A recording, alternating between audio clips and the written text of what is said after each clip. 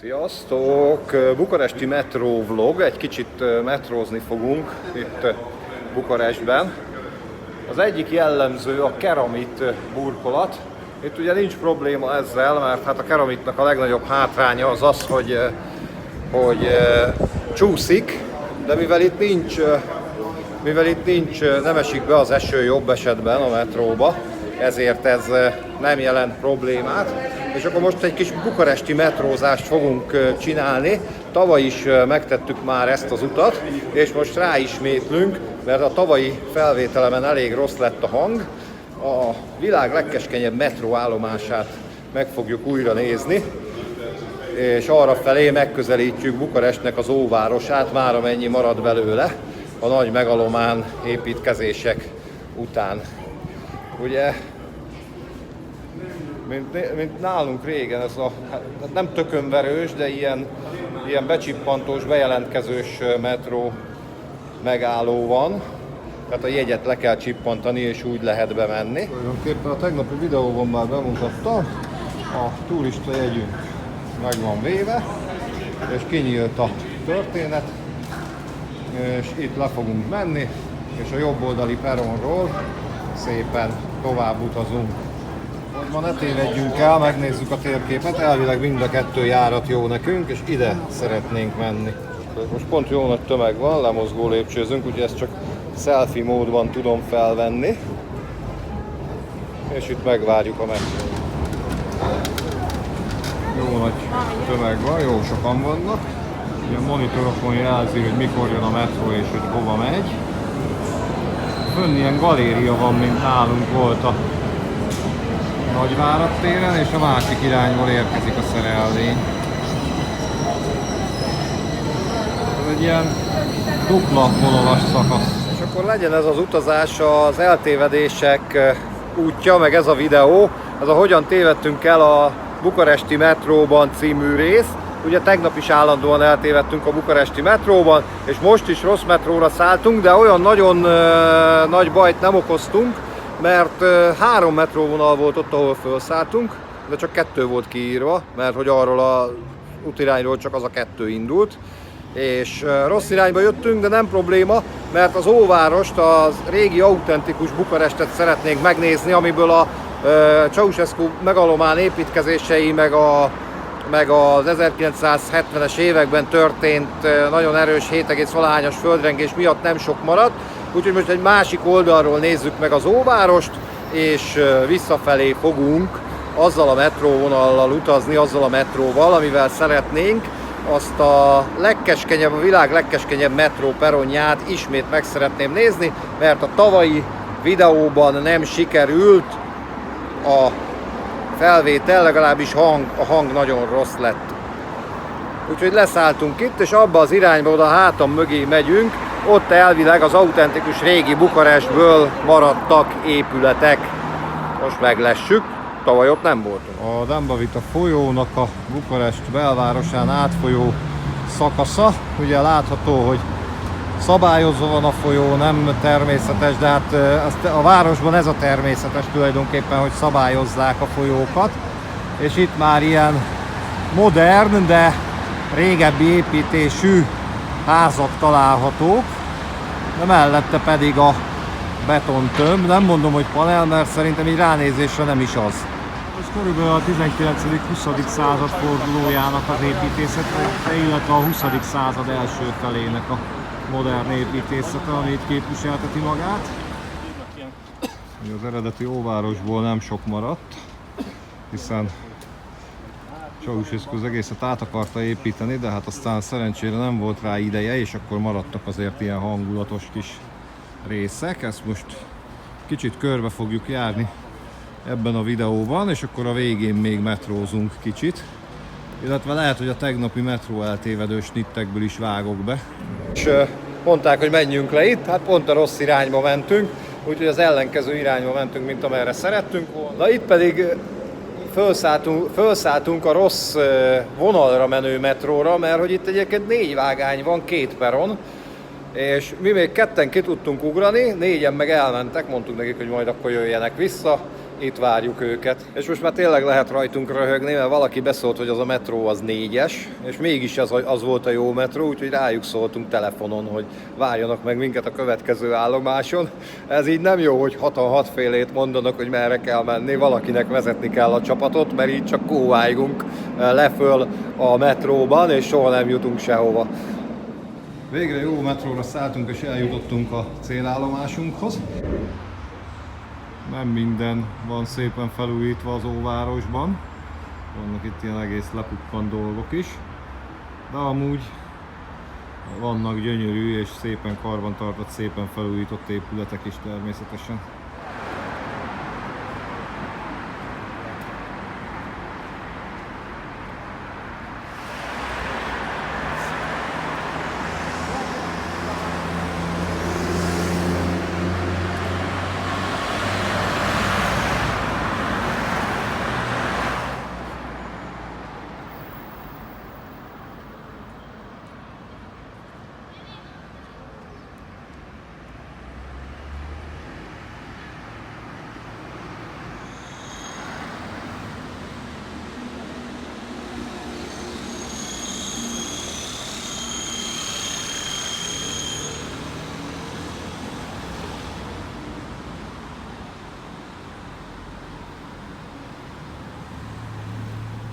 Itt azért a régi épületek közül van olyan, ami igen szép állapotban van. Látjátok, hogy ilyen komoly szerkezettel kellett megtámasztani, olyan szinten, hogy a főfalak is át vannak törve.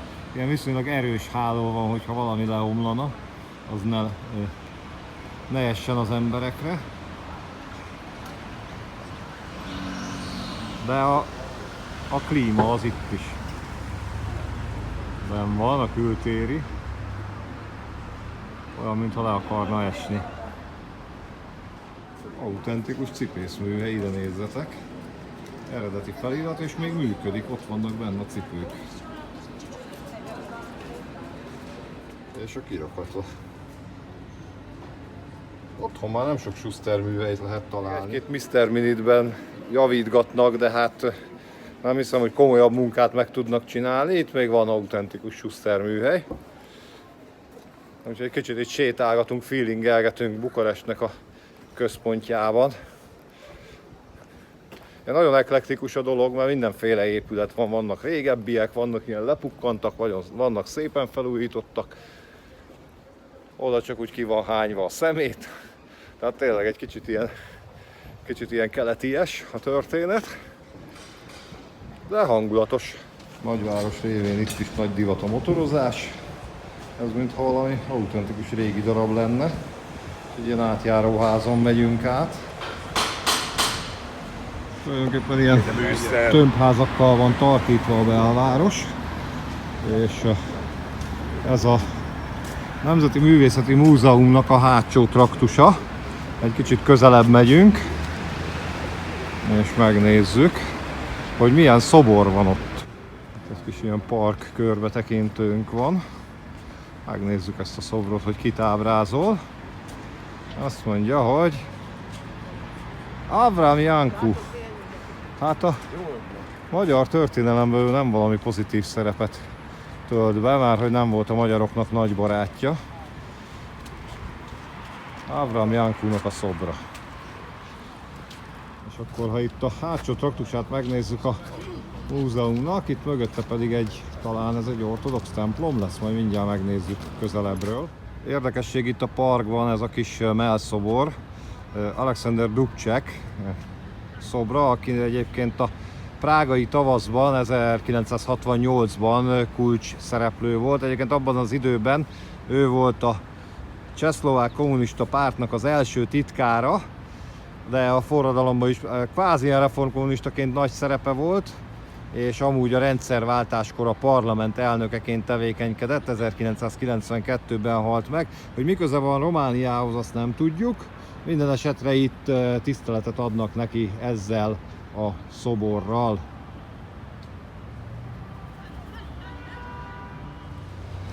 Kicsit közelebbről is ránézünk erre a templomra.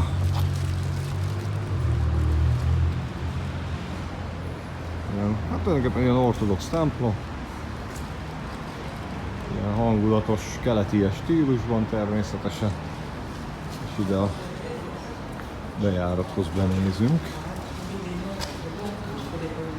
Nézzétek, hogy itt a előtérben ilyen freskók vannak.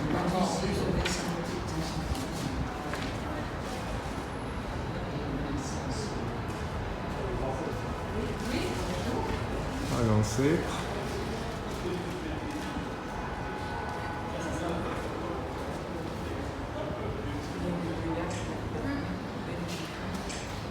Bent elég sokan vannak, ott nem nagyon tudok felvételt készíteni. Itt azért az előtérben igen. Különböző sírok, csak pont rossz a fény.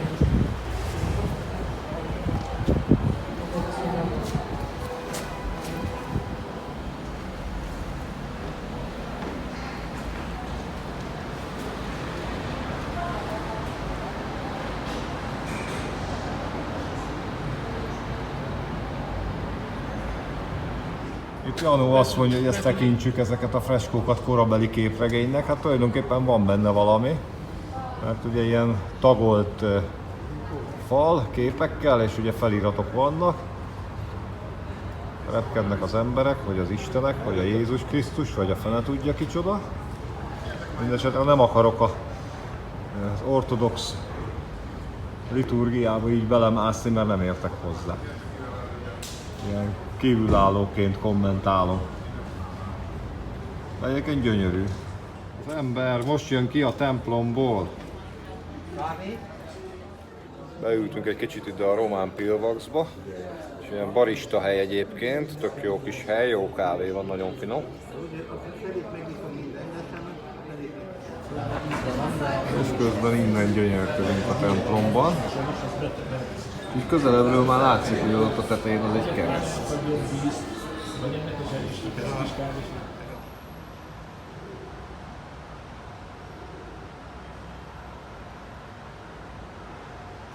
Múzeumnak az oldalszárnya, közben jön az autóbusz, merci, semmi extra, ilyen jár nálunk is, csak nem ilyen fehér.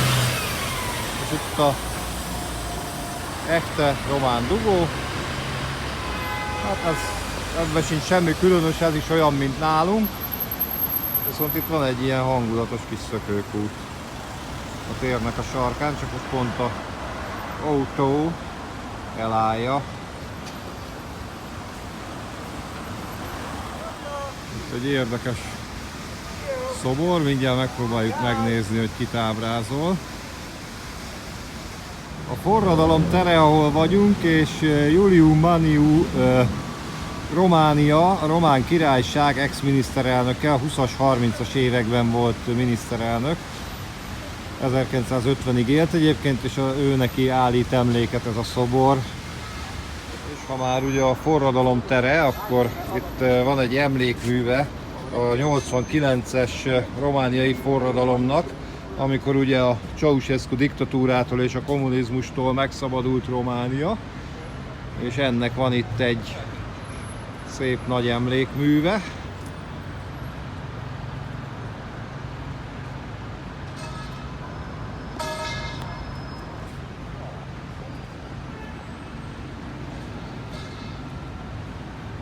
Most nézzétek, hogy milyen érdekes építészeti megoldás. Hát mint nálunk a Bálnánál, hogy a régi épületbe beleintegrálták az újat, és gyakorlatilag egy ilyen régi, ilyen talán 19. századi épület lehet, és arra egy ilyen üvegest felhúztak, egy ilyen teljesen mait. Hát elég szép nagy kontraszt, de egyébként divat ez mostanság. És ha itt kicsit átnézünk a túloldalra, akkor itt láthatjuk, hogy hátulról nem tűnt olyan nagynak, de itt látszik, hogy ez a művészeti múzeum milyen monumentális. Ugye, amit az előbb láttunk, az csak az egyik szárnya volt, a hátsó. Óriási nagy bukaresti közbringa. És itt, ha emellett átmegyünk, akkor első Károly román királynak a lovas szobra, aki a 19. század második felében uralkodott egészen az első világháborúig.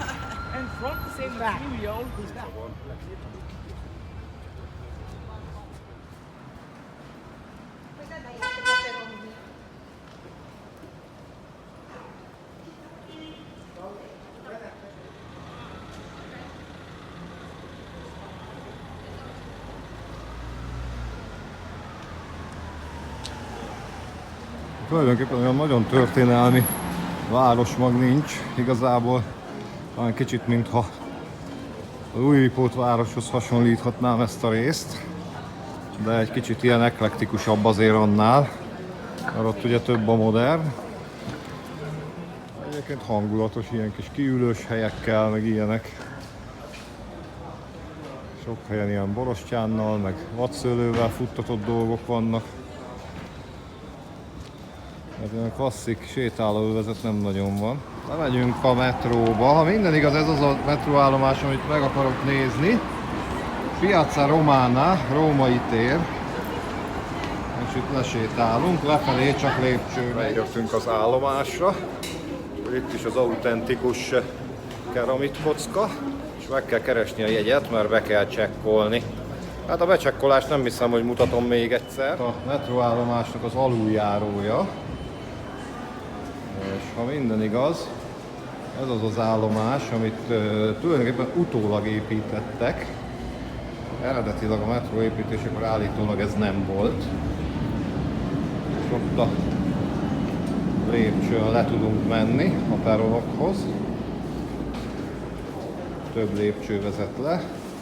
Mi most ezen lemegyünk. Na, ez az az állomás. Nézzétek meg, hogy nem baj, ha elengedünk egy metrót? Mert itt most tömeg van, nem tudok videózni, elmegy a metró, és akkor fölveszem ezért. Egyébként bár mozgó lépcsők nincsenek, az akadálymentes megközelítést megoldották liftekkel, és ide nézzetek, hogy milyen az állomás. Itt van egy ilyen hosszú folyosó, és maga a metróállomás ott benn van, de itt az átjárókban várják az emberek a metrót. És itt indul a metró.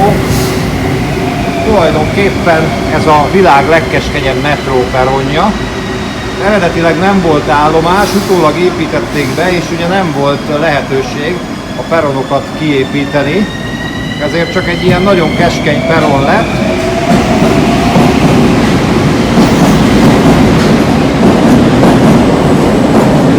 Távozik a metró. Nézzétek meg, hogy egy ilyen nagyon keskeny peron lett, és ilyen kis átjárók vannak. Ezeken itt tudják várni az emberek a metrót, és mellé fúrtak tulajdonképpen egy másik alagutat. Itt lehet várakozni és közlekedni. Maga a metróállomás, a peron az ilyen nagyon keskeny. Tavaly csináltam erről videót, csak rossz lett a hang, és azért gondoltam, hogy ezt újra felveszem. Ilyen városi legendák vannak róla, hogy Csaunak a felesége Elena találta ki, hogy valahol itt van az egyetem, és akkor, hogy itt ne legyen metróállomás, hogy sportosabbak legyenek az egyetemisták és gyalogoljanak, de én úgy tudom, hogy az egyetem az egy megállóval odébb van, de ilyen városi legendákat írnak különböző leírásokban. Itt ilyen kis falfestménnyel van díszítve maga az állomás, és hát tényleg ilyen nagyon minimalista dolog, de tök jó.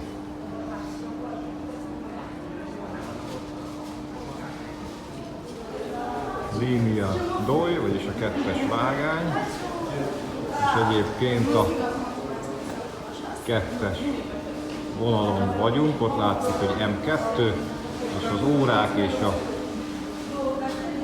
ami mutatja, hogy hány perce ment el a metró, vagy hány perc múlva jön. Hát erre nem fértünk föl, úgyhogy még egy metrót megvárunk, ugye? Komi.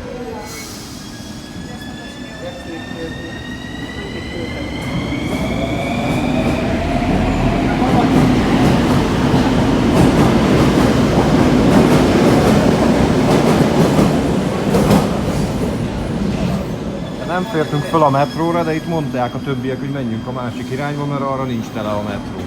Végül is nem rossz ötlet. Tulajdonképpen a pályaudvarra ezzel is eljutnánk. De de mi még egy kicsit az óvárosi részt szeretnénk megnézni. Egy olyan szegletet, amit még nem láttunk. Hát kicsit olyan para szerintem ez a keskeny peronos metróállomás, ez ilyen csúszós a peron, nincs ilyen gumi, mint nálunk. De most szerencsére hamar bejött a következő szerelvény, ezen talán nem lesz akkora tömeg. Hát ezen is sokan vannak, de erre föl fogunk férni. Megszavaztuk, hogy itt az egyetemnél kiszállunk, hát túl sokat nem tudtunk itt filmezni, mert hogy olyan nagy a tömeg. Nézzétek meg, hogy igen, komoly tömegjelenetek vannak. Fölveszek még egy metróindulást, ajtók záródnak, a vágány mellett vigyázz, nem sikerült bezárni az ajtót.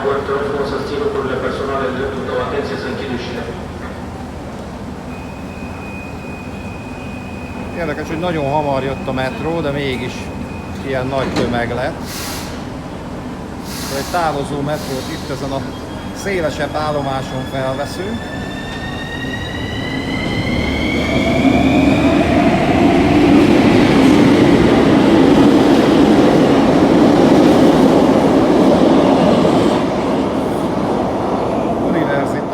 Vagyis itt van az egyetem, úgyhogy ezért nem értem azt a városi legendát, egyébként valószínű tényleg csak legenda, hogy miért mondják azt, hogy azt a megállót az egyetemisták sportos életéért, sétájáért vagy nem építették meg. Minden esetre hát ezek a városi legendák ilyenek, hogy több vagy kevesebb valóság alapjuk van. Egyébként van itt ilyen szervízszint, oda nézzetek. Nagyon érdekes ez a bukaresti metró. Nem látom a többieket, de gondolom, hogy kijöttek. Hát mi is kijövünk itt a metróból. Ugye kifele menet érzékeli és nyílik a kapu. Kifele menet nem kell a jegyet csipogtatni, csak befelé jövet. Itt van az aluljáróban első látásra egy ilyen anarchia jelnek tűnő dolog. De egyébként egy ilyen absztrakt alkotás, ilyen mindenféle kör, háromszög, négyzet. Kicsit ilyen geometrikus téma. Pozitívum erről a metróállomásról egyébként, hogy van nyilvános WC, ami nem fizetős. Hát az állapotok azok olyan közepesek, tehát ahhoz képest, hogy nyilvános WC és ingyenes, ahhoz képest jó. Ha lehet szappannal kezet mosni, úgyhogy és azért nem áll nyakiga, nem mondom meg, hogy miben. Hát a szagélmény azért megvan, de hát ez szinte minden nyilvános WC-ben így van. Akkor felértünk ide a felszínre, és akkor még egy kis ilyen óvárosi, belvárosi sétát eszközölünk. Nézzétek, milyen jó kis sugárút, milyen ősi fákkal. Ha nem is ősi, de jó öregek lehetnek. Itt van ilyen kiállítás Bukarest történetéről. Itt vannak a régi villamosok és buszok. Oda nézzetek, gázos busz. Ez olyan robúr formájú, de szerintem nem az. Nagyon komoly fotógaléria van. Ezek szerint nem csak a város, hanem a közlekedés történetről is. Hát most nem mondom azt, hogy pofátlanság lenne azt, hogy gyertek el, nézzétek meg, egy picit megpróbálok belőle bemutatni. Ez nem timis villamos? Nem tudom.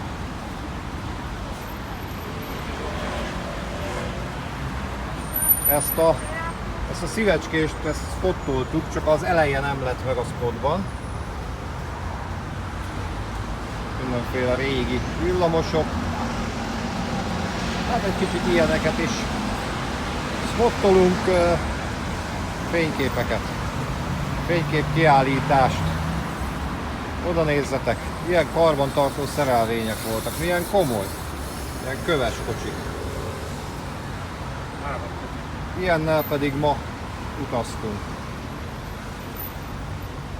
De ez ilyen egykor és most nézem, hogy ez ilyen egykor és most, hogy ugyanazok a helyszínek vannak lefotózva. Például tessék, ez 76-ban, a születésem évében, már majdnem egy hónapos voltam, és ez pedig 2024-ben ugyanott. Ja, de egyébként ez is egy jó téma, ez az egykor és most. sokan művelik otthon is. Én is gondoltam már rá, hogy ilyen videókat csináljak, amiről felvehető régi snit vagy régi fotó, azt levideózni ma ugyanonnan. Az például egy tök jó téma lenne. Írjátok meg, ha szeretnétek ezt a témát. Hát az egészet nem nézem végig, csak így tényleg futólag. Ez egy Ikarus, oda nézzetek. 180-as Ikarus, ezek szerint ilyenek is jártak Bukarestben. Lovaskocsi. És mindenféle. Villamosok, autók. Bukarest egykor és most tele tömegközlekedéssel. És ide nézzetek, de jó, hogy nem kapcsoltam ki a kamerát. Itt van Automotor Malaxa. Ugye erről van videóm, több is. A Malaxa motorvonatok, ez egy kétrészes pont. Ilyennel utaztunk tavaly júniusban Arad környékén, ez az, ami leégett, kiégett. De mi még előtte utaztunk vele, hát nem biztos, hogy pont ez az a szerelvény. És ugye ezt magyar licensz alapján, magyar gyártmányú hajtáslánccal Romániában a Malaxa gyárban gyártották. És hát ez a Basarab nevű pályaudvar, ami tulajdonképpen a Nordnak egy ilyen oldalsó vágánycsoportja. Ezek szerint onnan is indult annó valahol a Malaxa motorvonat. Most meg ilyen, nem tudom milyen gép ez, a SEA. Addig spottolok nektek egy kis sugárutat. Itt már most nem néztem meg mindent, hogy mi micsoda. Tényleg csak ilyen hangulatképeket.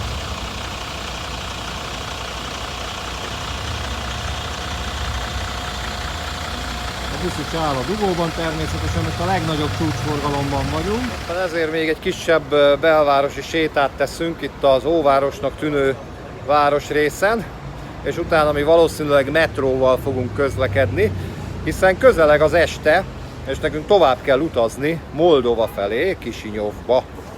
19 óra 8-kor indul a vonat, de az egy másik videóban lesz megörökítve. És ilyen kis hangulatos belvárosi utcácskák vannak, de olyan nagyon nem extra, de jó pofa.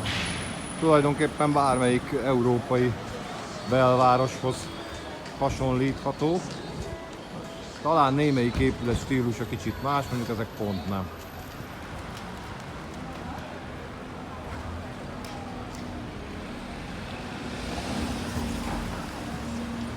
Tulajdonképpen ez a 19. század végi eklektikus stílus, meg sok klasszicista elemmel. Hát ez a régi Bukarest. Mert nagyon kevés, nagyon kis területen maradt meg. Az ismert okból és az a már emlegetett okból. És itt meg áll egy autentikus, tulajdonképpen ilyen európai belváros. Kiülős helyekkel, mindennel. Mégis hangulatos. Nagyon extrának nem tartom, de hangulatos. Ez az utca, ez már nagyon menő. Nézzétek azt a fa erkélyt, vagy nem is tudom mi az. Nem erkély, ez az egész homlokzat ebből a két emeletnyi, ebből a fából van, nagy üveges, nagyon jól néz ki. Ez már hangulatos. Ilyen már nincs Budapesten meg Bécsben. És itt egy kis további autentikus bukaresti hangulat, ortodox templommal. Ez a része szép a belvárosnak tényleg.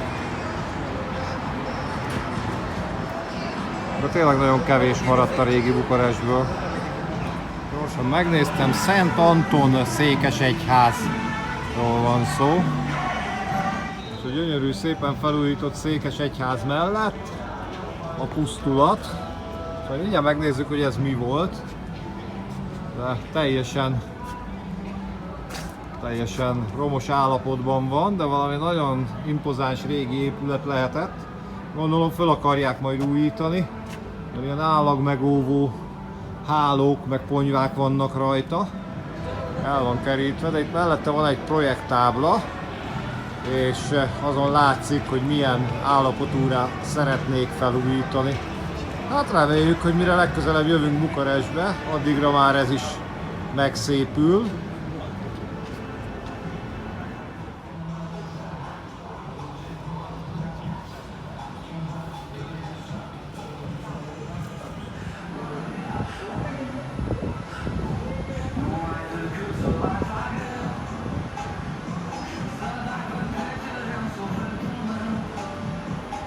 akkor nézzünk egy kis Bukarest címeres öntött vas csatorna fedelet is. Én ezeket is szeretem, amik így ilyen kimunkáltabbak.